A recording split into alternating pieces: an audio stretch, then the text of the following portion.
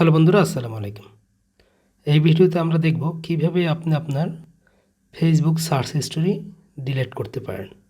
তো আমি যদি আমার সার্চ বারের উপর একটা ক্লিক করি, দেন এখানে কিন্তু দেখাচ্ছে রিসেন্টে যে যাদেরকে আমি সার্চ করছিলাম, যেগুলো আমি যদি এই যে সি অলে ক্লিক করি, আমি যাদেরকে সার্চ করছিলাম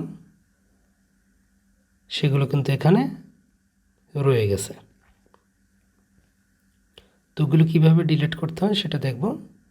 তো এই জন্য আপনাকে কী করতে হবে, জাস্ট সার্চ বারে একটা ক্লিক করবেন, করার পরে এই যে সি অল, এই সি অলে একটা ক্লিক করবেন।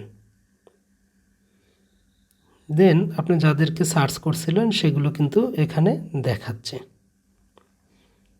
তো আপনি চাইলে এই যে ক্রস দেখতে পাচ্ছেন, এখান থেকে আপনি জাস্ট একটা একটা করে আপনি কিন্তু করতে পারবেন, যে আপনি চাচ্ছেন না সবাইকে ক্লিয়ার করতে, তো সেবেলায় একটা একটা করে আপনি করতে পারবেন। অথবা আপনি যদি চান যে না, আমি আসলে সবাইকে ক্লিয়ার করে দেব, ফুল ডিলিট করে দেব আমার যে সার্চের যে হিস্ট্রি আছে সেটা, তো সেবেলায় আপনাকে এই যে উপরে দিয়ে দেখতে পাচ্ছেন কর্নায় ক্লিয়ার অল, এটাই ক্লিক করতে হবে। দেন এভাবে একটা পপ আপ আসবে, clear all searches and visit, this will remove your inter search history on every device, you can't undo it. মানে হচ্ছে যে যদি আপনি এখন ক্লিয়ার অলে ক্লিক করেন, তাহলে এগুলো সব আপনার এই যে সার্চের যে হিস্ট্রিটা আছে সেটা আপনার টোটাল ডিভাইস থেকে ক্লিয়ার হয়ে যাবে, মানে ডিলিট হয়ে যাবে, এবং আপনি চাইলেও এটা রিটার্ন করতে পারবেন না।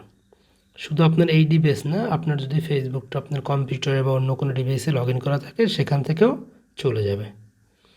যাই হোক, আমি চাচ্ছি যে সব জায়গা থেকেই চলে যাক, যার জন্য এই যে ক্লিয়ার অলে আমি ক্লিক করলাম।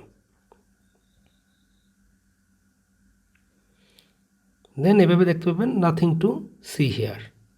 এখন যদি আমরা একটু ব্যাকে আসি এবং আবার যদি সার্চ বারে ক্লিক করি, দেন এখানে দেখাচ্ছে নো রিসেন্ট সার্চেস। এখন কিন্তু আমাদের সব ডিলিট হয়ে গেল। তো ঠিক আছে বন্ধুরা, পরবর্তী ভিডিও আসা পর্যন্ত ভালো থাকবেন, সুস্থ থাকবেন। আসসালামু আলাইকুম।